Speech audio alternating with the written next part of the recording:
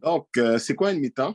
En fait, c'est une série de webinaires mensuels présentés par Pour 3 points qui offre des conseils, des ressources pour des coachs ou tout autre individu qui est engagé, qui travaille auprès des jeunes. Et la mi-temps de ce mois-ci a pour thème le transfert sport-vie d'un point de vue de la haute performance. Donc, pour nous, chez Pour 3 points, le transfert sport-vie, c'est quelque chose qui est très central dans notre façon d'approcher le coaching. Il y a plusieurs recherches qui démontrent la possibilité d'un transfert d'habilité de vie, des life skills, là, si qu'on dit communément en anglais, des habiletés qui sont développées en contexte sportif et qui vont être transférées à d'autres sphères de vie. Donc, c'est ce qu'on nomme chez nous, c'est ce qu'on appelle chez Pour 3 points le transfert sport-vie. Et notre intention à l'intérieur de notre programme, notre approche, notre intention, c'est que les coachs cherchent justement à développer chez leurs jeunes certaines habiletés de vie à l'intérieur du sport, des habiletés de vie qu'on a regroupées en 4 catégories qu'on appelle communément chez nous les 4 C, soit le caractère, la confiance, la connexion et la compétence. Donc, notre souhait, notre intention, c'est que nos coachs cherchent à développer chez les jeunes certaines habiletés de vie à l'intérieur de ces 4 C-là, selon ce qui semble leur faire du sens à différents moments, et des habiletés qui vont être développées dans le sport, mais qui vont être bénéfiques dans la vie des jeunes plus tard.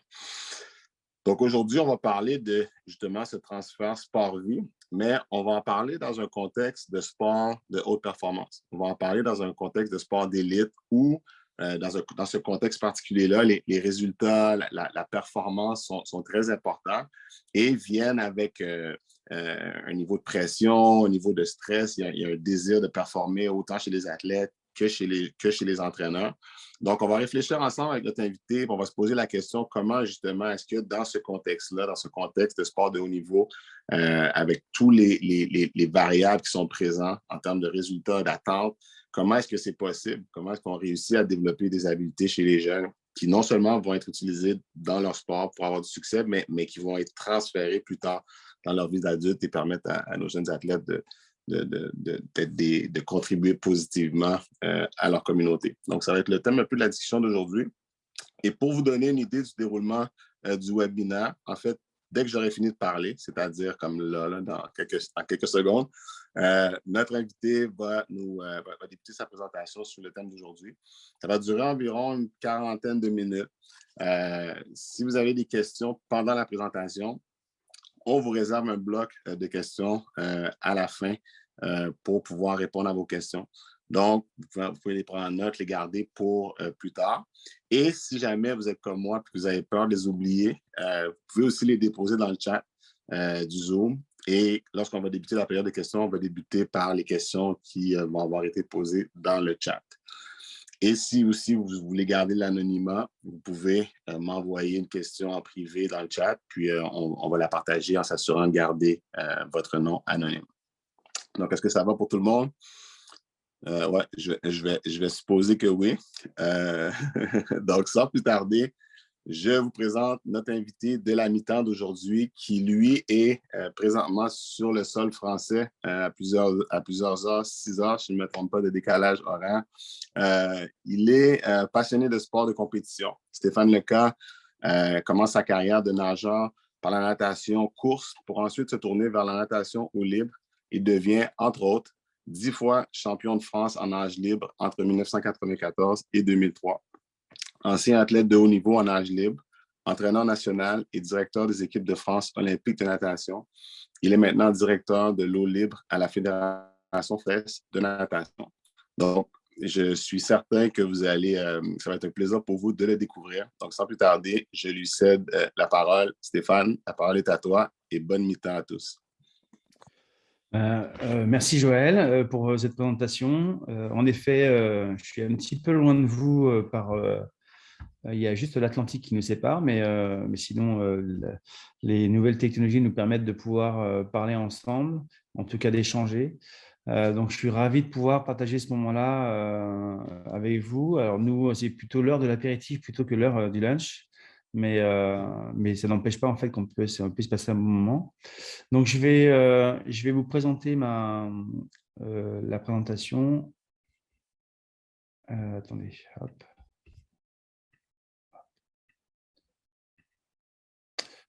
Voilà.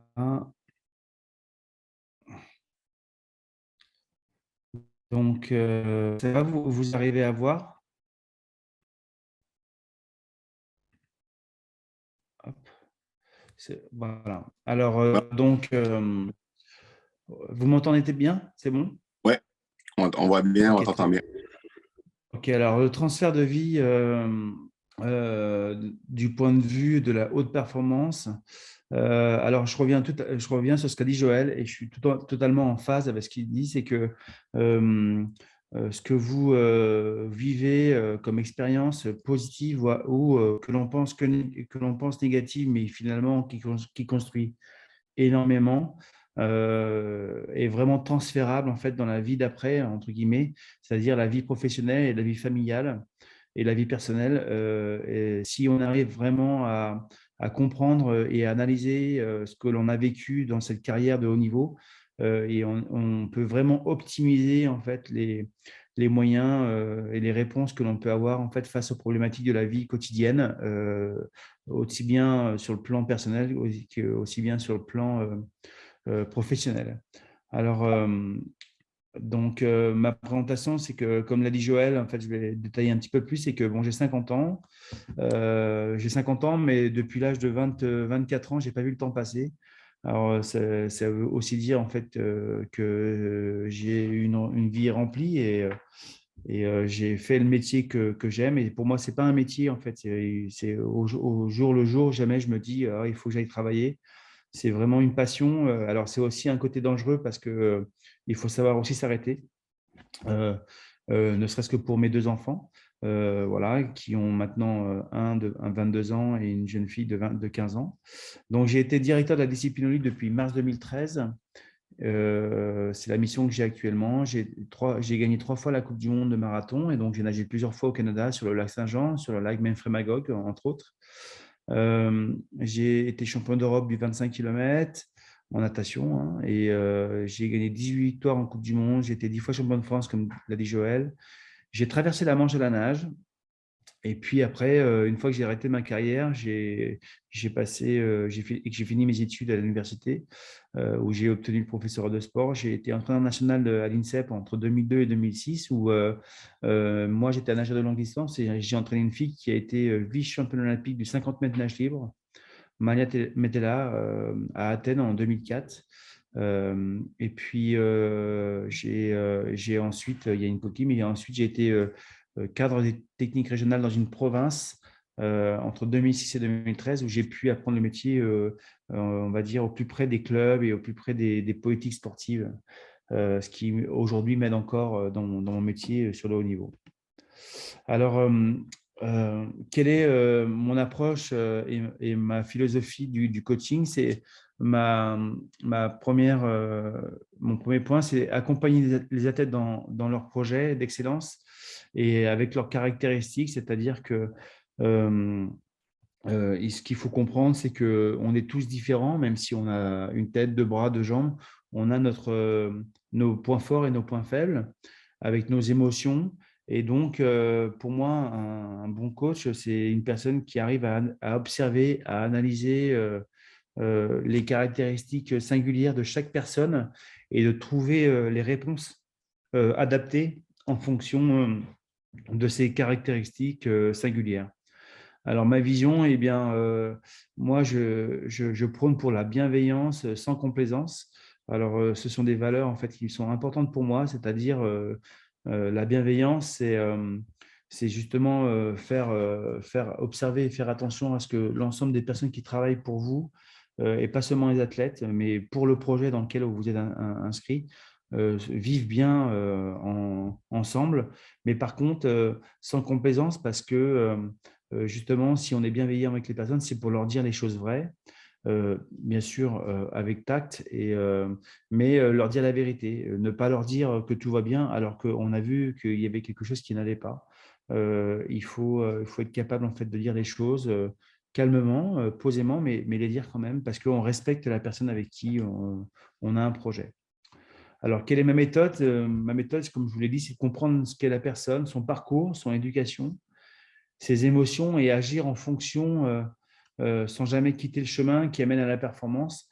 C'est ça qui est difficile, c'est que souvent les athlètes, et souvent d'ailleurs quand ils ont réussi une grande performance, ou des grandes performances, ils souhaitent continuer à être performants, mais à le faire d'une manière différente, d'une manière, on va dire, plus light. Et on sait tous que aujourd'hui, le très haut niveau est tellement élevé que les chemins pour y parvenir imposent des règles de vie, des règles d'engagement sans concession, et que il faut être capable donc de ramener les personnes qui veulent faire du haut niveau, les athlètes qui veulent faire du haut niveau, sur le chemin qui peuvent les amener à encore produire cette haute performance. Parfois, ce n'est pas facile parce que, bien sûr, être athlète de haut niveau, c'est sympa, mais c'est aussi contraignant tous les jours où parfois il faut dire je préfère aller me reposer plutôt qu'aller me balader ou autre. Voilà. Et quel est mon style? Aujourd'hui, mon style, c'est aujourd'hui 85% de chances de réussir et demain 85,1%. Mon objectif tous les jours, c'est d'augmenter un tout petit peu euh, le, le, le potentiel projet que j'ai en y amenant des compétences ou des moyens matériaux ou des idées qui vont faire que le projet va pouvoir être optimisé et avoir beaucoup plus de chances d'atteindre l'objectif défini. Alors, comment le sport développe-t-il la confiance, la cohésion et le caractère des athlètes? Je pense que déjà, c'est en comprenant que l'échec n'est pas quelque chose de négatif. Ça, c'est quelque chose qui me semble essentiel. Et avant tout, dans l'éducation des enfants, ne pas réussir, ne serait-ce qu'une petite action à monter sur un toboggan ou à monter en fait sur un petit mur d'escalade, la première fois, c'est pas grave. L'objectif, c'est de comprendre pourquoi on n'y est pas arrivé et comment on peut faire pour justement la fois d'après réussir.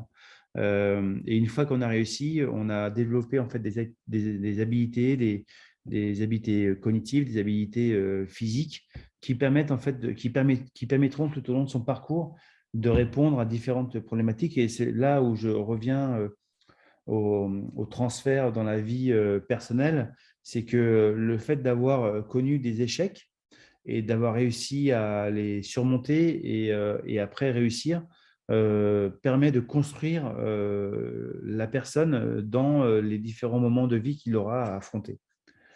Il me semble aussi important que dans toute situation que l'on pense négative, il y a toujours des choses qui permettront d'optimiser les actions, les projets futurs. J'ai tendance à dire que, vous savez, on a tous vécu des moments où on se dit, mais là, vraiment, je suis dans une impasse et que tout est un peu noir, tout est un peu négatif. Mais quand on se pose, il y a toujours un côté positif aux choses, même si c'est vraiment difficile parfois de se le dire. Mais il y a toujours quelque chose de positif dans les choses que l'on pense que négatives et qui vont nous permettre justement en fait, d'aller de l'avant. Pour moi, le sport, ça permet de comprendre que se remettre en question est un principe fondamental pour son parcours personnel. Quelqu'un qui pense que c'est toujours la faute d'autrui ou que c'est la faute du matériel ou que c'est la faute, c'est la faute de quelque chose d'externe à sa propre personne, c'est pas constructif. On a toujours une part de responsabilité et il faut pas vouloir en fait être trop dur avec soi-même, mais il faut être capable d'analyser en fait ce qu'on a mis en place et qu'il y a eu des choses très très bien et des choses à améliorer. Et ces choses à améliorer, il faut essayer en fait justement en faisant appel à différentes personnes, à différentes compétences, à différents moyens, de façon à pouvoir les combler pour être encore meilleur en fait dans sa vie de tous les jours. Pour moi, le sport est générateur d'émotions positives qui suscitent l'envie de le revivre ou de les revivre, et donc de se donner les moyens pour ressentir de nouveau ça. Je ne sais pas si vous avez eu la chance de pouvoir accompagner ou de vivre vous-même en fait un événement qui vous a permis en fait de, de pouvoir gagner ou de pouvoir réussir un objectif que vous avez défini dans le sport, mais ça crée une émotion vraiment très très forte. Et je pense qu'un entraîneur et un athlète de haut niveau et un entraîneur, ils ont la chance en fait de pouvoir parfois vivre ça. Et c'est ce qui génère chez nous en fait l'envie de retourner en fait sur un objectif prochain, parce que ça crée une émotion tellement positive et tellement forte et ça dure pas longtemps, hein, ça dure environ, généralement on dit que ça dure 30 secondes en fait où on est vraiment bien. Et après ces 30 secondes, surtout dans le haut niveau, il y a d'autres problèmes qui arrivent. Donc c'est assez furtif, mais c'est très très agréable à vivre. Alors, quelles sont les compétences qu'un coach de haute performance doit avoir?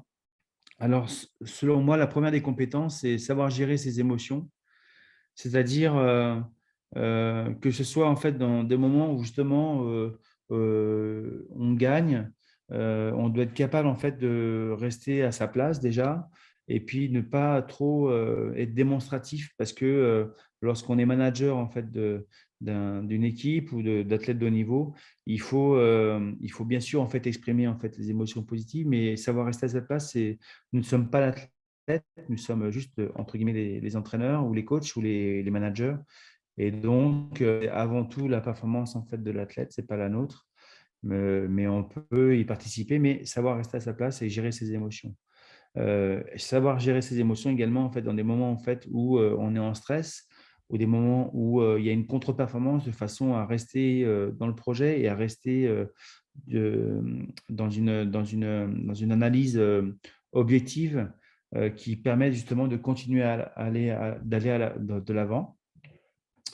Il me semble qu'il est très important qu'un coach en fait, soit très très bon dans l'observation et l'analyse, et ça parfois très très rapidement, parce que le haut niveau ça va vite parfois, et très souvent même, et que l'observation, autant dans son système, l'observation d'un athlète, l'observation d'un athlète concurrent, permet souvent de prendre des informations qui optimisent votre processus. Savoir écouter. Parfois, il y a beaucoup de gens qui, qui écoutent mais qui n'entendent pas. Et ça, c'est un réel problème, c'est que il faut vraiment prendre le temps de pouvoir écouter les gens. Et aujourd'hui, avec tout ce qu'on a autour de nous, ce soit les téléphones, ce soit les écrans, etc., ou les gens qui veulent s'insérer en fait dans une discussion, et il n'est pas facile en fait de pouvoir en fait se donner le temps d'écouter les gens qui vous entourent ou un athlète. Et pourtant, souvent, lorsqu'on prend le temps de bien écouter, tout de suite, les solutions viennent rapidement à une problématique. Un coach, un manager, un parent doit savoir dire non. C'est essentiel dans la construction d'un enfant, mais aussi dans la construction d'un athlète de niveau. Et parfois même, je vous dirais qu'un athlète de niveau, même si ça ne lui fait pas plaisir, cette capacité, cette force à savoir dire non parfois, c'est ce qu'il apprécie aussi, parce que c'est paradoxal, mais ça ne lui fait pas plaisir, mais il voit aussi que devant lui, il a un réel manager ou un réel coach qui est capable en fait de prendre des décisions et de rester sur sa vision. Et ça, c'est rassurant, même si sur le moment, ça ne lui fait pas forcément plaisir. C'est rassurant pour lui de voir qu'il a quelqu'un avec du charisme et qui ne s'en détache pas. Et puis, dire la vérité au bon moment et avec la bonne façon. Alors, parfois, en France, on dit que toute vérité n'est pas bonne à dire. Je pense que toute vérité est bonne à dire, mais au bon moment et avec la bonne façon de le faire. Et la bonne façon de le faire, c'est prendre en considération le parcours et ce qu'est la personne. Il y a des gens pour qui vous allez pouvoir être très direct, et il y a des gens qui vont bien le prendre et puis qui vont être capables de le digérer et puis de l'optimiser après. Et il y a des gens qui sont très, très émotifs et pour qui il va falloir y aller par différentes étapes de façon à pouvoir les accompagner en fait dans ces vérités qui ne sont pas toujours bonnes à dire ou à entendre surtout.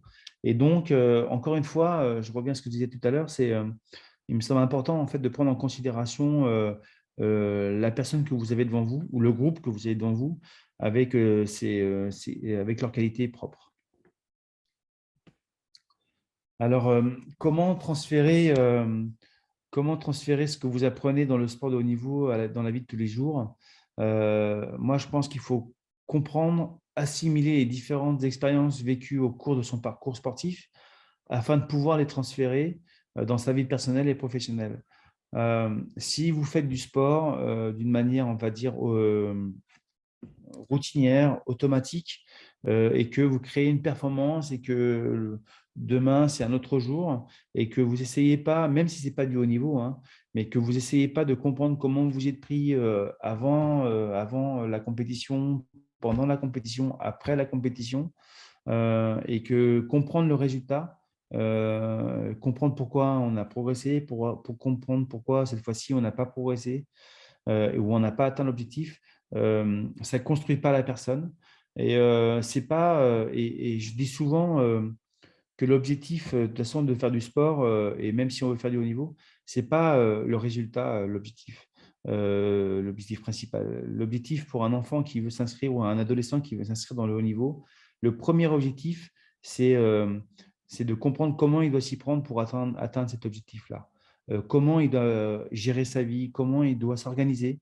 Et tout ça, c'est formateur dans la vie future. Et ça apprend à comprendre que lorsqu'on a un objectif élevé, ça demande en fait de mettre en place en fait une organisation et de la respecter de façon à rendre les choses beaucoup plus pragmatiques et faciles à atteindre.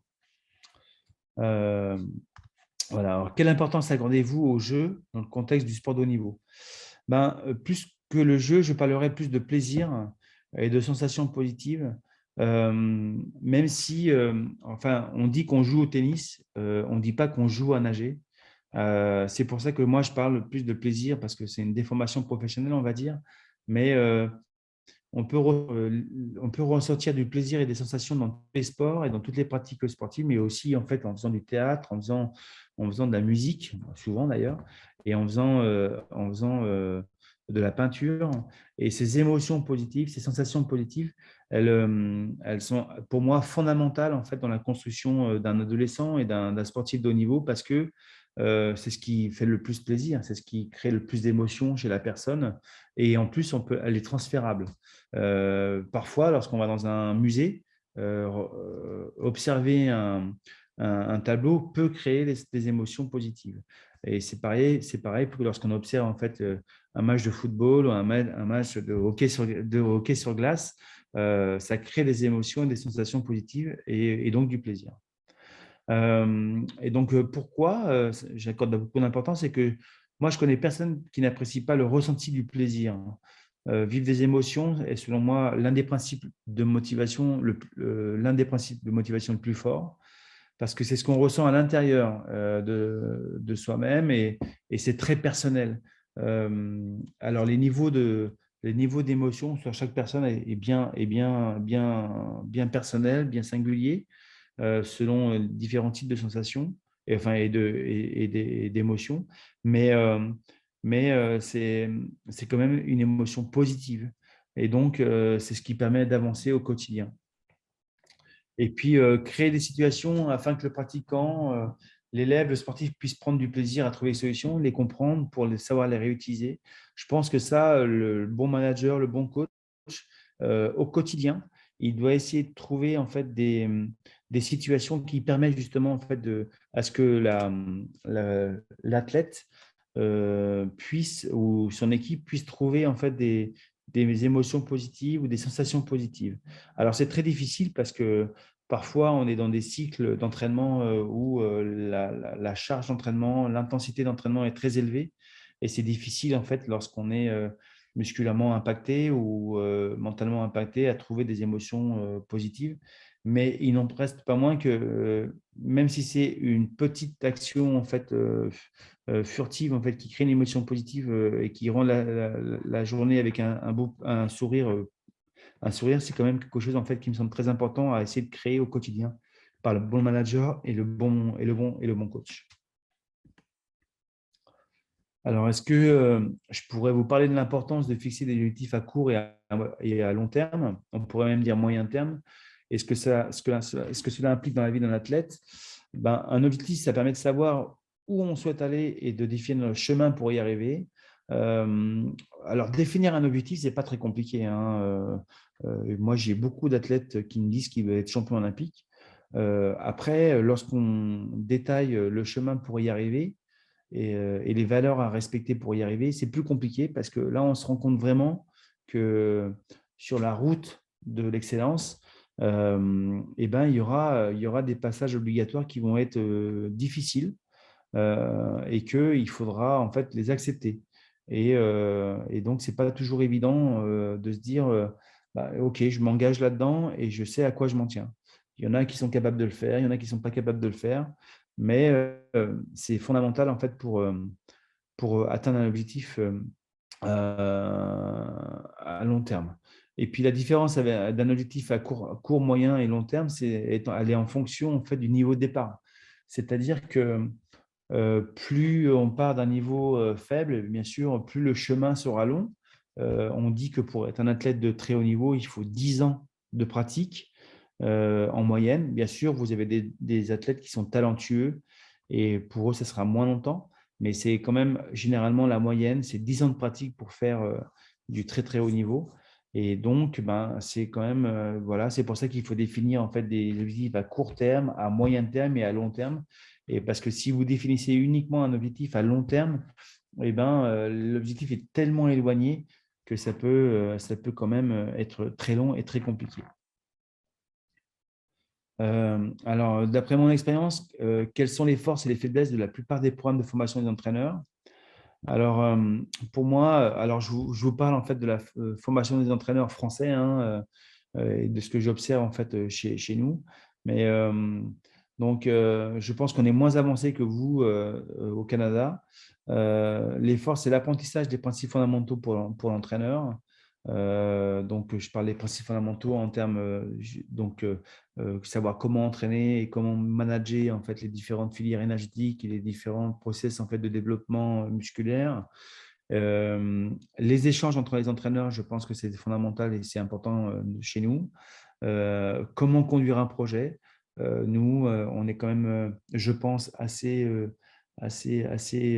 fort pour expliquer comment il faut les processus pour conduire un projet et les principes d'analyse intermédiaire et finale d'un projet.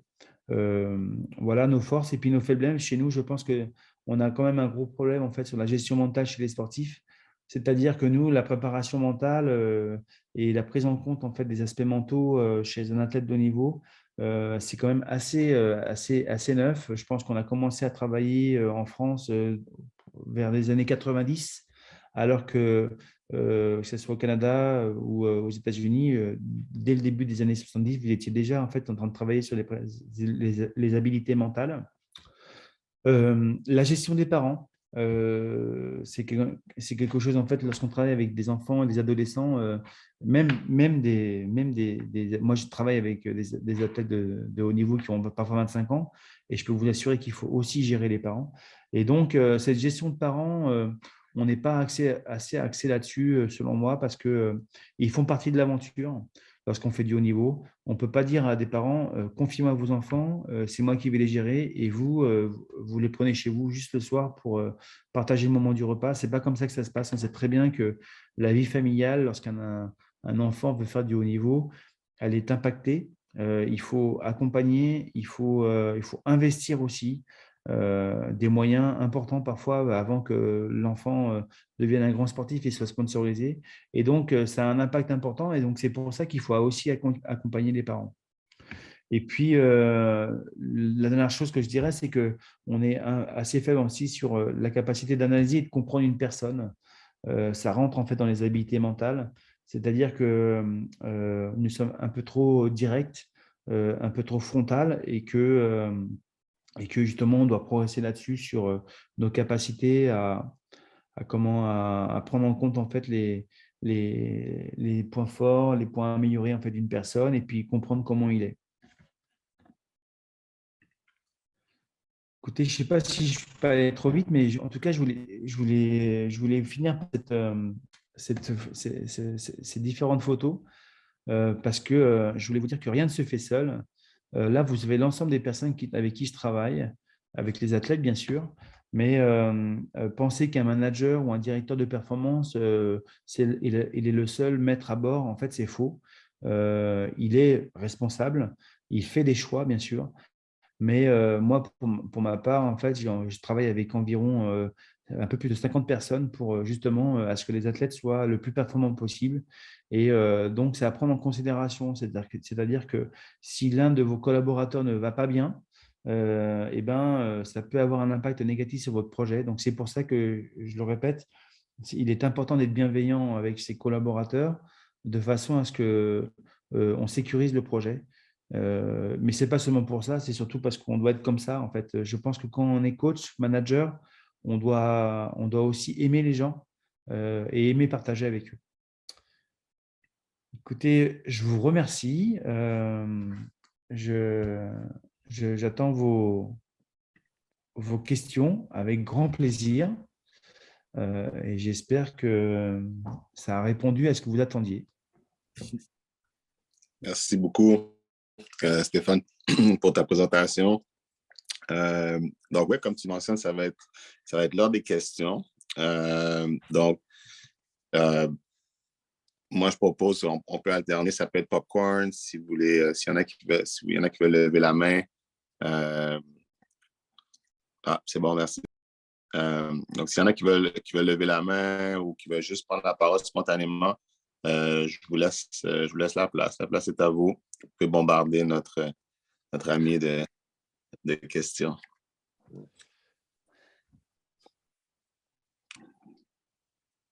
Sinon, moi, j'en aurais une pour lancer le bal, Stéphane. Okay. Tantôt, j'ai aimé ça, tu parlais de bienveillance dans l'approche, tu parlais de bienveillance sans complaisance. Donc, moi, j'ai trouvé ça intéressant. La nuance de on est bienveillant, en sport de haut niveau, on est bienveillant, mais en même temps, on a un travail à faire, tu parlais de plans, d'objectifs, donc on a des objectifs, donc on a du travail à faire. Donc, dans cette approche-là de bienveillance sans complaisance, comment est-ce que tu verrais une intervention dans le cas, par exemple, on prend le cas, mettons, d'un athlète qui présente des comportements, disons, nuisibles à sa performance à lui ou à celle de l'équipe, par exemple, un athlète qui est en retard, par exemple, ou qui vient pas, qui s'absente d'un entraînement ou qui a une mauvaise attitude. Et dans la bienveillance, on veut adresser ça. Et des fois, ça devient problématique. Des fois, ça devient une situation qui nuise à l'équipe. Donc, comment est-ce que toi, tu approcherais une telle situation? Je pense que dans un premier temps, j'essaierai de comprendre pourquoi il est en retard. Peut-être parce que c'est un problème en fait de logistique, d'organisation. J'essaierai de comprendre avec lui s'il y a vraiment un problème en fait, économique ou d'organisation. Et puis, m'intéresser à comment, déjà savoir là où il vit, comment il vit, est-ce qu'il a des moyens ou pas. Et puis, une fois qu'on s'est intéressé à lui, je basculerai sur le projet, surtout sur une équipe, en fait, sur le projet du groupe. Donc, mais nous aussi, en fait, on est un sport individuel, mais il y a quand même, on ne s'entraîne jamais seul. Il y a plusieurs nageurs ensemble. Donc, c'est comme dans une équipe. C'est-à-dire que à partir du moment où on s'entraîne ensemble, où on est dans un sport et d'équipe, on a un projet commun et on doit le faire ensemble. Et donc, la première des choses que je dis lorsqu'on doit travailler et débuter une saison ensemble, c'est de définir les valeurs du groupe. Alors, il n'en faut pas beaucoup parce que plus on en a, plus c'est problématique. Je pense que, et donc, souvent, dans les valeurs à respecter, c'est les valeurs d'engagement ou les valeurs en fait, de respect entre autrui. Et donc, est-ce que arriver en retard à chaque séance, ou souvent, c'est respecter en fait, les compagnons avec qui on s'entraîne, c'est respecter le travail en fait, des personnes qui l'entourent pour qu'il soit objectif. Et en fait, il ne faut pas lui donner la réponse, il ne faut pas lui dire tu ne respectes pas les personnes qui sont autour de toi. C'est est-ce que tu penses que le fait d'arriver souvent en retard, ça te rend plus fort ou ça rend plus fort déjà l'équipe? Si oui, explique-moi comment. Et sinon, explique-moi comment tu veux t'y prendre pour de façon à rendre l'équipe plus forte. Et donc, Mm. il faut le rappeler à cette personne, à ce jeune homme ou à cette jeune fille, que le projet commun, il est plus fort que tout. Et c'est sur quoi on s'était engagé normalement en début de saison. Mais ce qui me semble encore important, c'est vraiment en début de saison pour un coach, c'est de définir les valeurs sur lesquelles on veut s'appuyer. Et je le répète, il n'en faut pas beaucoup. Et se dire ensemble, OK, on n'est pas parfait, on n'est pas tous parfaits, on a le droit à l'erreur, mais sur ce socle-là, c'est important en fait de le respecter et donc en fait on peut pas les bafouer. Ouais, c'est vraiment intéressant ce que tu dis, Stéphane. J'aime beaucoup ça. Ça fait beaucoup écho à plusieurs des valeurs qu'on incarne dans le coaching humanisme, comme rendre les jeunes autonomes, leur permettre de participer à la démarche. Donc, moi dans ce que tu dis, j'entends que en début de saison, on rassemble l'équipe et on leur donne un peu cette espèce de pouvoir de créer, qu'est-ce qu'on veut créer, comme projet, comment est-ce qu'on veut le créer ensemble. Puis l'entraîneur est comme un facilitateur. Et une fois que les jeunes ont créé ça, c'est plus facile après d'intervenir auprès d'un jeune qui a des comportements qui nuisent à ce que lui-même avait fait partie à la base. Donc, je trouve ça vraiment intéressant là, de rendre le jeune redevable vis-à-vis quelque chose auquel lui-même a participé. Je pense que, Joël, l'autonomie, c'est vraiment fondamental. En fait, apprendre à un athlète d'être autonome, c'est important. Important parce qu'on n'est jamais sûr, en fait, lorsqu'on est sur une compétition, il y a un de ses coéquipiers ou son coach, en fait, soit présent et qu'il n'ait pas eu un problème. Et donc, c'est pour ça qu'il faut rendre l'autonomie le plus vite possible à un athlète, lui apprendre à être autonome, que si malheureusement il y a un imprévu, eh ben, le fait de l'avoir rendu autonome, on a prévu l'imprévisible. Ça, c'est important. Et puis, sur le projet qui doit appartenir avant tout à l'athlète ou à l'équipe, ça rend les choses beaucoup plus simples pour un entraîneur parce que lorsque le groupe s'approprie le projet, pour lui, il est uniquement centré en fait, sur la capacité en fait, à faire augmenter le niveau de performance en fait, de chaque personne. Lorsqu'il doit rappeler à chaque fois les objectifs et que ça ne vient pas en fait, de l'athlète ou du groupe, eh ben, c'est une perte de temps et d'énergie énorme. Et lorsqu'on s'occupe en fait, de plusieurs athlètes ou d'une équipe, il faut toujours être disponible en fait, pour tout à chacun. Et c'est des énergies en fait, qu'on doit dépenser d'une manière supplémentaire. Et donc, à la fin, on est moins efficient parce qu'on est plus fatigué, parce qu'on doit gérer d'autres choses. Et donc, plus on va demander au groupe de s'investir dans le projet et qu'ils vont le prendre parce que c'est leur projet avant tout, plus l'entraîneur et le manager va être efficace dans d'autres domaines. OK, intéressant. On a deux questions, Stéphane, pour toi. On a Mauricio. On va commencer par une question dans le chat avant Mauricio, qui pose la question suivante, qui te remercie pour la présentation. Et la question, c'est comment faites-vous pour accompagner concrètement un athlète afin qu'il puisse faire le transfert d'habilité de vie dans différents contextes de sa vie? Nous savons, ça ne se fait pas automatiquement, ça se fait rapidement. Donc, à travers un contexte d'excellence, comment réussissez-vous et afin d'y accorder assez de temps pour aider les athlètes à pratiquer le transfert dans différents contextes de leur vie? Alors, il y a plusieurs questions. euh, déjà, ce qui me semble, enfin, c'est beaucoup plus facile d'accompagner des athlètes dans ce transfert de compétences en fait, dans la vie personnelle lorsque, je vais dire quelque chose de basique, mais lorsqu'ils ont vraiment reçu de bonnes valeurs et une bonne éducation. Et c'est quoi une bonne éducation? Mais des principes éducatifs dans une famille ou avec des parents ou avec des proches en fait qui les ont accompagnés dans les premiers moments de leur vie. Que les athlètes, si les athlètes que vous avez devant vous en fait ont des principes fondamentaux de règles de vie, c'est quand même plus facile à accompagner. Après, ce que je peux vous dire, c'est que des gens de talent, il y en a partout dans le monde, énormément. La difficulté de la vie, je dis souvent, en fait, c'est de trouver dans chaque personne, il y a forcément un domaine dans lequel on excelle. La plus grosse difficulté de la vie, c'est de trouver dans quoi on excelle. Et une fois qu'on l'a trouvé, c'est pas parce qu'on est talentueux qu'on va réussir. Et c'est là, en fait, on peut répondre à la question comment on fait pour faire le transfert des habiletés de vie dans différents moments, contextes de la vie. C'est que le sport de haut niveau, si vous n'êtes pas capable, en fait, justement, d'organiser votre vie par rapport à votre projet central qui peut être, je ne sais pas moi, être champion olympique, si votre vie, elle est désunie, elle n'est pas organisée, vous avez de grandes chances de ne pas réussir. Moi, je peux vous assurer, je l'ai vécu, qu'en très peu de temps, peut-être en un mois avant l'événement olympique, vous pouvez tout perdre parce que votre vie n'est pas organisée et que vous rencontrez des problèmes auxquels vous ne pouvez pas faire face et vous vous engagez en fait dans des problématiques insurmontables qui font que vous perdez votre projet pour lequel vous avez travaillé, vous êtes investi pendant 10 ans. Et donc, en fait, je me sers justement en fait souvent, ce qui fonctionne le mieux, c'est les contre-performances. Lorsqu'on a une contre-performance, c'est ce que je disais tout à l'heure dans la présentation, c'est plutôt pour moi une opportunité plutôt qu'en fait quelque chose de négatif.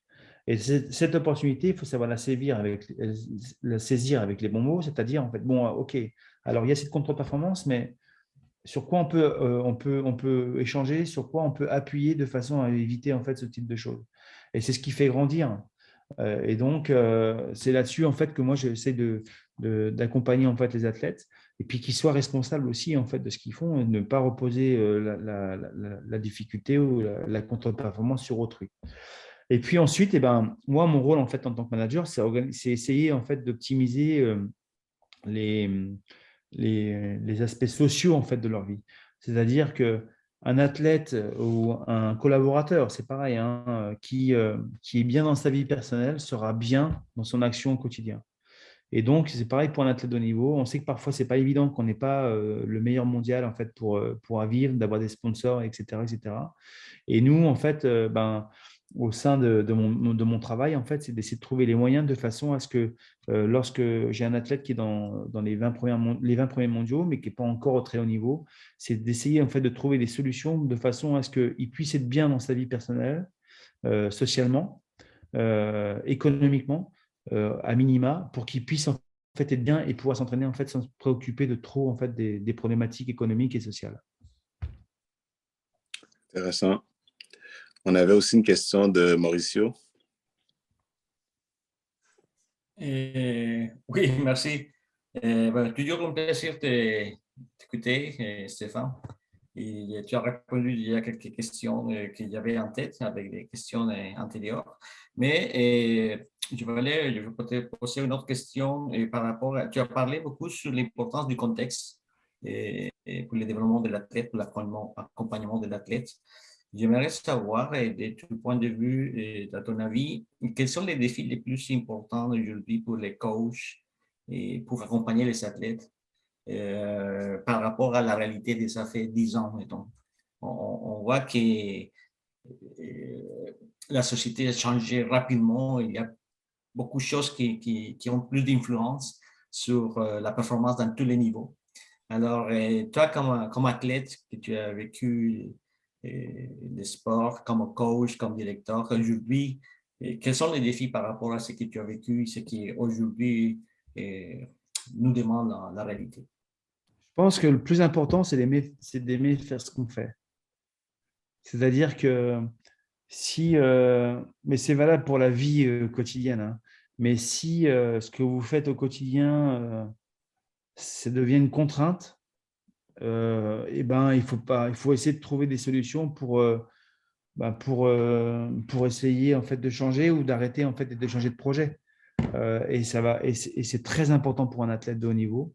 Il y a beaucoup d'athlètes de haut niveau, en tout cas en France, enfin beaucoup, il y en a quelques-uns, qui continuent parce que ils sont installés en fait dans une routine. Sauf que le haut niveau, ça ne peut pas être une routine, c'est impossible. Parce que si on tombe dans une routine, on baisse de niveau au fur et à mesure et ça ne fonctionne pas. Je crois que la joie de vivre, en fait, la joie de faire ce qu'on fait, aimer et faire ce qu'on fait, c'est le plus important. Et souvent, on a du mal aussi à avoir du recul en face de ce qu'on fait. Être athlète de niveau lorsqu'on est un champion, c'est une réelle chance. C'est-à-dire, en fait, vous avez votre société, votre entreprise, c'est votre corps, c'est votre mental. Et donc, c'est vous qui décidez pour vous. C'est pas quelqu'un qui vous dit vous devez être là à 9 heures du matin et repartir à 18 heures. C'est vous qui décidez. Et donc, les meilleurs exemples, en fait, c'est des grands champions comme Federer ou comme Nadal, qui sont là depuis des années, et qui donnent toujours autant en fait, dans leur sport parce que ils ont compris en fait, que bon, déjà, c'était un sport professionnel et qu'eux étaient professionnels et qu'il y avait des règles de vie.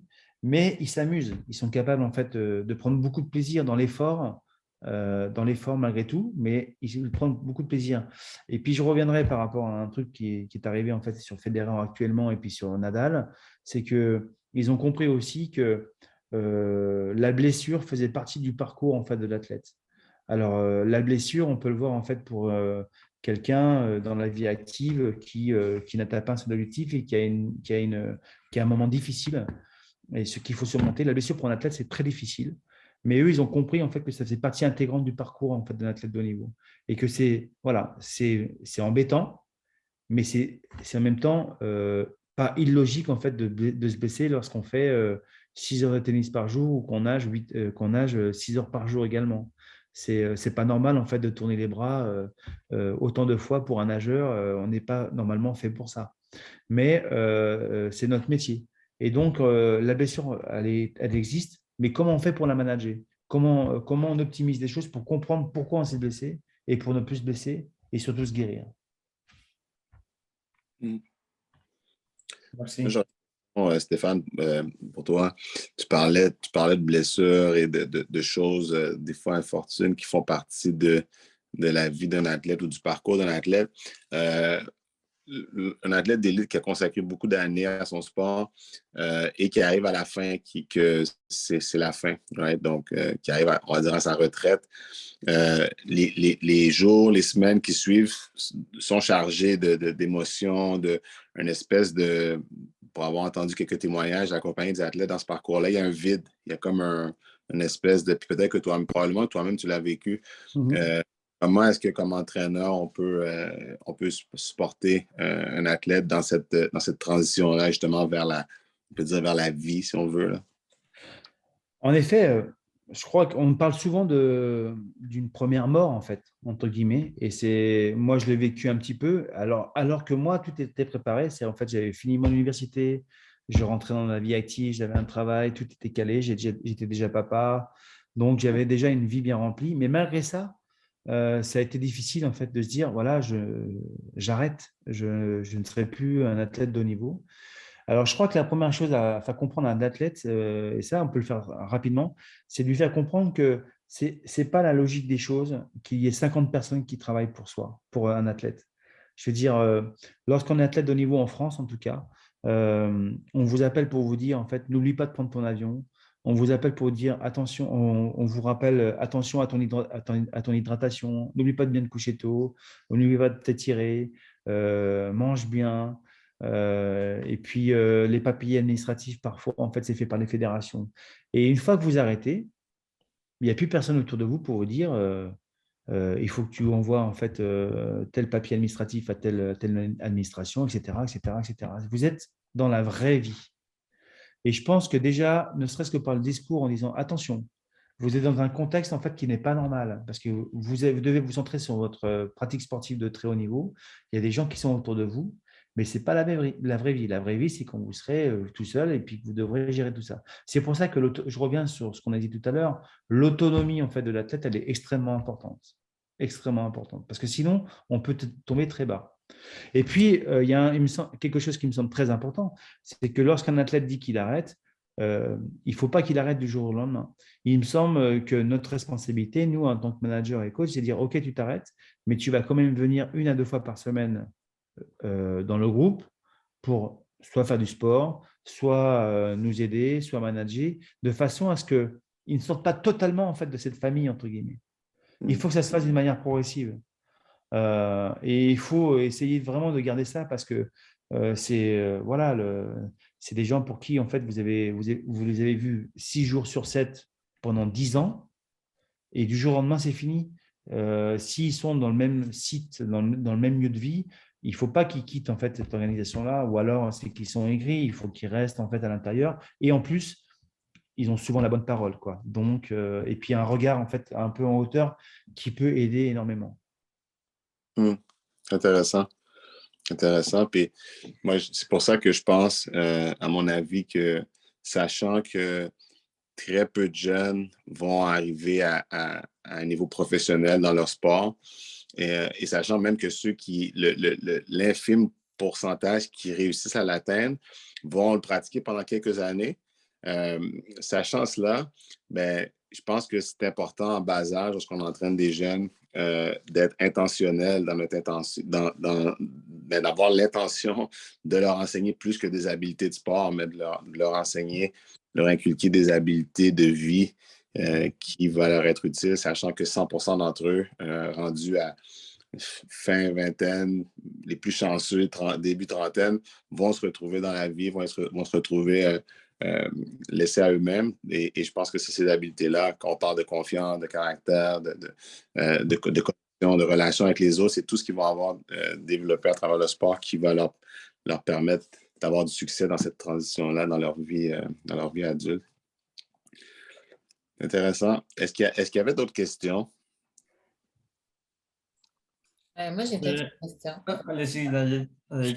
Mais non, mais je suis juste curieuse. Est-ce que toi, Stéphane, tu as été coaché de cette façon-là, avec bienveillance mais complaisance? Est-ce que tu fixais des objectifs avec tes coachs? Est-ce que tu as été coaché comme ça? Puis c'est ce qui fait qu'aujourd'hui, tu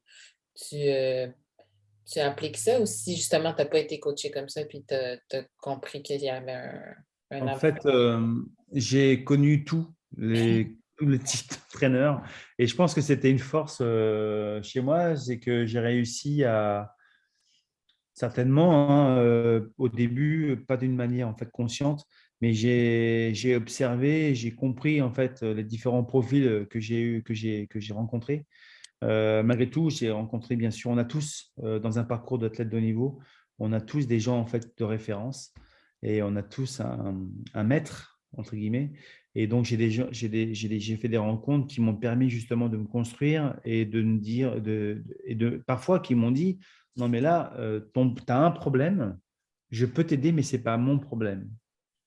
Ça, c'est important à comprendre, c'est que on ne peut pas sauver tout le monde. Mais par contre, on peut aider. Mais avant tout, les problèmes, c'est avant tout à la personne de les régler. Et souvent, il y a des entraîneurs qui veulent régler les problèmes pour les athlètes tout le temps. Mais en fait, on ne les aide pas parce que si on règle le problème pour eux, il va revenir parce qu'ils n'ont pas pris conscience en fait du chemin à faire pour régler ces différents types de problématiques. Et donc c'est pour ça que moi, en fait, j'ai connu tout. J'ai connu des entraîneurs qui étaient très durs et pas très bienveillants, qui étaient que dans le travail. Et j'ai connu des gens qui étaient vraiment dans l'autonomie. Et c'était perturbant parce qu'on a l'impression au début que lorsqu'on a un entraîneur qui veut vous rendre autonome, qu'il n'est pas du tout intéressé sur ce que vous faites, alors que c'est le contraire. Et puis, voilà, vous trouvez aussi après des gens qui ont le juste milieu. Voilà. Et après, moi, je me suis construit au regard en fait de ce que j'ai fait aussi dans ma carrière en tant qu'athlète, mais aussi en tant qu'entraîneur. Au début, je vous aurais parlé il y a 20 ans, cette présentation a été complètement différente.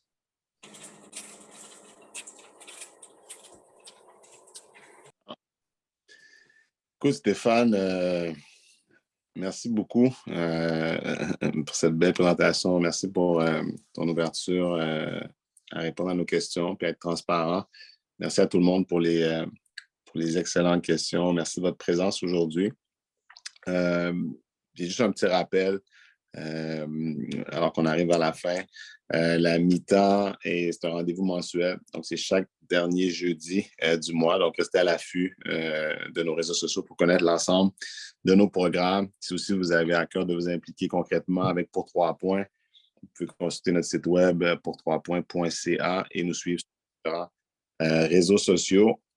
Va nous écrire dans le chat là, les liens vers nos différentes plateformes. On a une infolette aussi. Vous pouvez vous inscrire en allant sur notre site web, recevoir du contenu, des nouvelles générales Pour 3 points et sur le coaching. Et si vous me donnez une minute, Nadège, tu veux mettre la diapo qui présente nos différentes formations si tu veux pousser ton coaching plus loin. On offre 3 types de formations. Notre programme phare, notre programme de certification en coaching, c'est un programme d'environ 1 an qui débute. On a une cohorte qui débute cette fin de semaine, une retraite de 3 jours. Les chanceux sont partis en retraite pour 3 et ça débute leur année, le processus d'une année de formation où ils sont accompagnés par quelqu'un comme moi, un conseiller en développement chez Pour 3 Points. On a une prochaine cohorte qui débute au mois d'août. Donc, si ça t'intéresse, toutes les infos sont sur notre site web. On a également ce qu'on appelle les blocs de départ, qui sont des formations en Zoom. C'est 3 blocs de 2 heures. Et on a 3 sujets principaux qu'on couvre: le coaching humaniste, on a un bloc de départ sur l'apprentissage par le jeu et également un bloc de départ sur les 4C. On en a parlé tout à l'heure, les 4C, ces fameuses compétences qu'on veut développer chez un jeune. Donc, on découvre l'univers des 4C, comment les identifier, comment les développer, comment permettre à un jeune de se développer, de développer ces habiletés-là et pour les transférer dans la vie plus tard. Et on offre également une formation de base d'une journée. Si jamais dans ton milieu, dans ton école, dans ton club, tu aimerais recevoir pour 3 points pour une journée, présentation, atelier sur le coaching humaniste, c'est également possible. Et encore une fois, toutes les infos sont sur notre site web.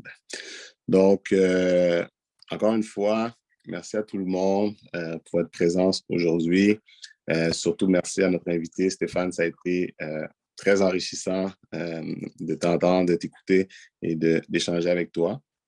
Merci, Nadège, toute l'équipe de Pour 3 Points. On se dit bon après-midi et à la prochaine. Merci. Merci beaucoup. Au revoir. Merci. Merci, Stéphane. Merci à tous. Au revoir à la prochaine. Au revoir, Mathieu.